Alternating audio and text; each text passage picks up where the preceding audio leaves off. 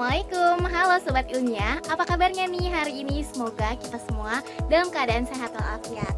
Amin ya rabbal alamin. Pada video kali ini, aku akan membahas materi fisika mengenai hukum Archimedes.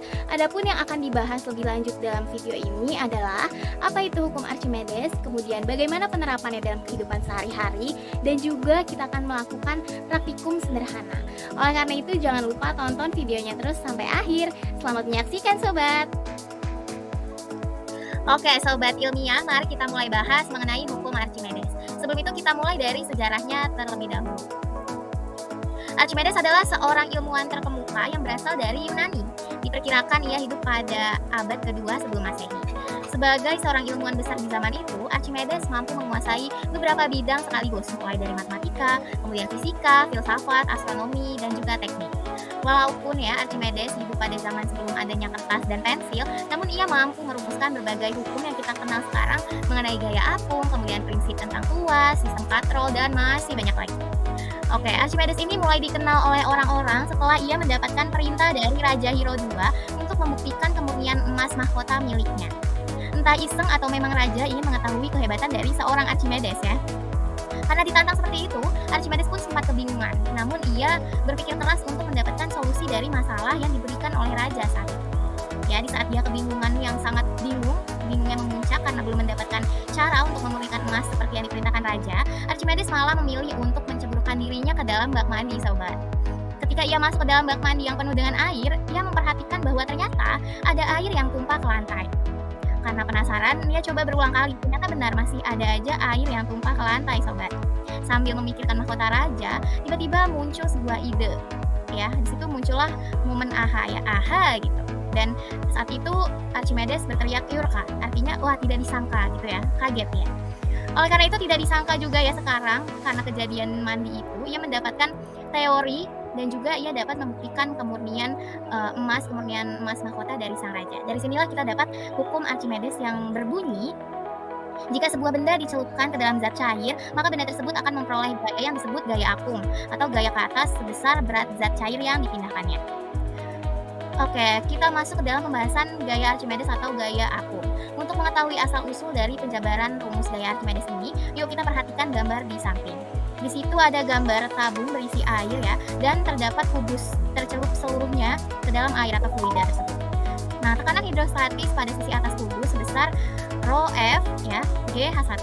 Kemudian gaya yang bekerja pada sisi tersebut, maka kita bisa ketahui F1 sama dengan P1A sama dengan rho F GH1A yang berarah ke bawah. Sedangkan gaya yang bekerja pada sisi bawah kubus adalah F2 sama dengan P2A atau rho F GH2A yang berarah ke atas. Adapun resultan dari kedua gaya tersebut merupakan gaya apung atau gaya Archimedes. Secara matematis ya dapat kita tuliskan sebagai berikut. FA sama dengan F2 min F1, kemudian FA sama dengan rho F GH2A min rho F H1A, FA sama dengan rho F GA, kemudian H2 min H1, kemudian kita dapat tuliskan FA sama dengan rho F GAH. Karena AH sama dengan VBF, maka dapat kita tuliskan FA atau gaya apung adalah rho F G VBF. Seperti yang udah terlihat gitu ya dalam layar. Oke, ketika sebuah benda yang dicelupkan ke dalam zat cair, maka akan ada 3 kemungkinan yang terjadi. Yaitu, yang pertama ada peristiwa terapung, kemudian melayang, dan juga tenggelam. Oke, mari kita lihat video ini ya, Sobat Ilmiah. Di sini ada daun teratai yang berada di permukaan air gitu. Iya, hal ini sesuai dengan peristiwa terapung gitu. Jika benda memiliki berat kurang dari berat fluida yang dipindahkan, maka benda tersebut akan mengapung. Dalam hal ini, berat benda lebih kecil dari gaya apung. Atau jika massa jenis benda lebih kecil daripada massa jenis fluida, maka benda tersebut akan mengapung. Oke, selanjutnya di sini kita lihat ada penyu dan juga ikan-ikan yang sedang melayang di dalam air gitu ya. Nah, jika kita memiliki berat yang sama dengan berat fluida yang dipindahkan, maka benda tersebut akan melayang atau berat benda sama dengan gaya apung. Atau bisa kita katakan juga jika massa jenis benda sama dengan massa jenis fluida, maka benda tersebut akan melayang. Oke, selanjutnya kita lihat di sini ada bintang laut yang sedang berada di pasir gitu ya. Nah, bisa juga kita katakan sebagai peristiwa tenggelam jika benda memiliki berat lebih besar daripada berat fluida yang dipindahkan, maka benda tersebut akan tenggelam. berat benda lebih besar daripada gaya apung, atau jika massa jenis lebih besar daripada massa jenis fluida, maka benda tersebut akan tenggelam. Oke, ketika kita membahas mengenai peristiwa tadi terapung, kemudian melayang, kemudian ada tenggelam, dapat kita lihat berarti pada saat peristiwa tenggelam, benda berada di bawah atau di dasar zat cair seperti peristiwa ini, ya, peristiwa bintang laut ini. Kemudian ketika benda melayang, maka seluruh benda akan tercelup ke dalam air, tetapi belum menyentuh dasarnya, seperti ikan-ikan di sini dan juga tadi ada penyu, ya. Selanjutnya ketika peristiwa terapung, maka sebagian benda akan tercelup ke dalam air, tapi masih di atas permukaannya seperti teratai dan daunnya. Oke, selanjutnya mari sama-sama kita masuk ke dalam pembahasan mengenai penerapan hukum Archimedes dalam kehidupan nih sobat.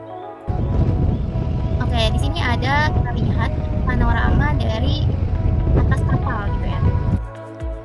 Oke, yang pertama penerapan dari hukum Archimedes yaitu pada kapal laut. Ketika membangun kapal, seseorang mengikuti prinsip Archimedes. Badan kapal yang terbuat dari besi dibuat berongga. Karena gaya angkat ke atas pada kapal sebanding dengan berat kapal, maka kapal laut ini memiliki bentuk berongga sehingga volume airnya dipindahkan lebih besar dan gaya angkat ke atasnya pun jadi lebih besar. Jadi dia bisa terangkat walaupun di atas air. Jadi walaupun kapal laut yang sangat besar seperti gambar ini, video ini, tetap saja kapal dapat mengapung di atas air. Oh ya, sobat pernah terpikirkan gak gimana sih cara pembuatan kapal-kapal yang besar itu ya? Nah, mari kita lihat di sini. Galangan kapal adalah salah satu penerapan menggunakan hukum Archimedes dalam penerapannya. Galangan kapal ini apa? Galangan kapal adalah sebuah tempat yang dirancang untuk memperbaiki dan membuat kapal. Prinsip kerja dari galangan kapal ini menggunakan hukum Archimedes. Ketika kapal akan diperbaiki, galangan akan ditenggelamkan dan kapal akan dimasukkan. Cara kerja galangan kapal ini memanfaatkan keluar masuknya udara dan air. Galangan ditenggelamkan dan diapungkan dengan cara memasukkan dan mengeluarkan air laut pada ruang cadangan. Oke, ini dia galangan kapal ya. Banyak sekali kapal-kapal di sana. Tentu saja tetap menggunakan konsep hukum Archimedes dalam kerjanya. Oke, selanjutnya mari kita lihat video ini. Ada sebuah kapal selam ya teman-teman. Apa sih hubungannya dengan hukum Archimedes? Oke, kita bahas. Penerapan selanjutnya adalah dalam kapal selam. Kapal selam mampu mengatur massa jenis di dalam air agar dia bisa menyelam, kemudian melayang dan mengapung di atas air. Caranya adalah dengan mengeluarkan atau memasukkan air untuk mengurangi atau menambah massa jenisnya. Di sini sudah terlihat bagaimana cara kapal selam memasukkan dan mengeluarkan air untuk menambah dan mengurangi massa jenisnya agar dia bisa mengapung, kemudian melayang dan juga tenggelam di atas air. Oke, di sini kita lihat ada gambar ya kapal selam yang berada di dalam air. Dia bisa seperti ini karena menggunakan konsep dari hukum Archimedes yang kita bahas tadi. Oke, selanjutnya yuk kita lihat pemandangan balon-balon udara yang ada di Kapadokia. Siapa sih yang nggak mau naik balon udara ini? Ya, balon udara yang udah kita kenal ini ternyata juga menggunakan konsep dari hukum Archimedes. Prinsip kerja pada balon yang diisi dengan udara panas dan balon yang diisi dengan gas ringan pada dasarnya sama, yaitu dengan membuat udara dalam balon lebih ringan atau memiliki massa jenis yang lebih kecil daripada udara luar di sekitar balon, sehingga balon ini dapat naik atau terbang. Semua partikel udara di atmosfer ditarik oleh gaya gravitasi ke bawah, namun tekanan di udara menciptakan gaya ke atas yang bekerja berlawanan dengan gravitasi. Maka balon udara dapat terbang seperti visualisasi atau gambar di sebelah kanan ini. Itulah yang menyebabkan bagaimana balon-balon udara ini bisa ada di permukaan tanah, kemudian dia mulai terbang ke atas gitu ya, melayang di langit-langit karena adanya konsep atau penerapan hukum dari Archimedes. Oke, itu aja mungkin ya penerapan yang akan kita bahas dalam video ini. Selanjutnya mari kita masuk ke dalam kegiatan atau percobaan langsung untuk membuktikan peristiwa tenggelam, kemudian melayang dan mengapung. Alat dan bahan yang digunakan dalam percobaan ini yaitu 3 buah wadah berisi air, bola pingpong, tisu, lilin, korek api, logam, dan juga jarum penting. Pertama, kita akan membuktikan kondisi terapung. Ambil bola pingpong, masukkan ke dalam wadah berisi air, begitu juga dengan lilin dan korek api. Kemudian, lihat apa yang terjadi. Berdasarkan percobaan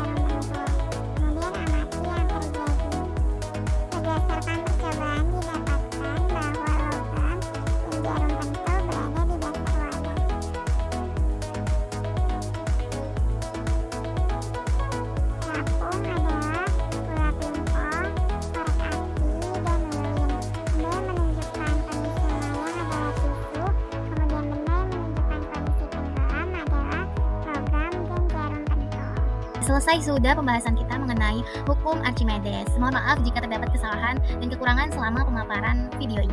Oke, selanjutnya untuk sobat yang ingin mencari tahu lebih dalam lagi mengenai hukum Archimedes dan mendapatkan visualisasi lebih gitu ya, boleh dicoba praktikum online menggunakan pet dengan link atau tautan yang saya tampilkan pada layar ini. Terima kasih, sampai jumpa di video selanjutnya. Dadah. Wah, ternyata kita udah di akhir video nih sobat. Terima kasih telah menyaksikan video ini.